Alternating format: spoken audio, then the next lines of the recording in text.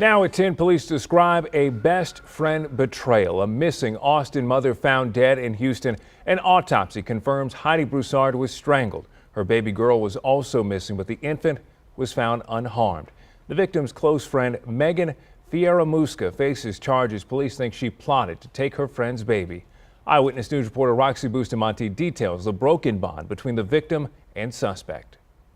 A week-long search for Austin mother Heidi Broussard ended here at this Houston home. And thought, what in the world could have happened to her? And oh, Lord Jesus, here she in our backyard. Police say they found the 33-year-old's body last night in the trunk of a car parked behind the house. Public records show the car is registered to 33-year-old Megan Fieramusca, a woman who claimed to be Broussard's childhood friend. The two met at church camp when they were kids. I just want to express the heartfelt condolences of everyone you see standing here with me. Investigators believe Fieramusca started plotting to steal her best friend's baby daughter before the infant was even born.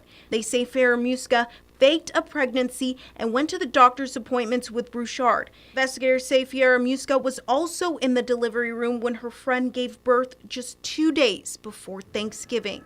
Fieramusca was listed on online baby registries with a man named Christopher Green and a due date of December 1st. To date, the suspect was in a Houston courtroom facing multiple traffic charges and remained behind bars on other charges. The charges are 2 counts of kidnapping, 1 count of tampering with a corpse.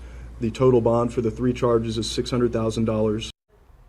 Roxy joins us now in the studio. Roxy, is anyone charged with Broussard's murder? Aaron, no one is charged with murder yet, but police also arrested a man there at the Houston home. We do not know what his connection is to the investigation or if it's the same man that was listed on the baby registries. Aaron?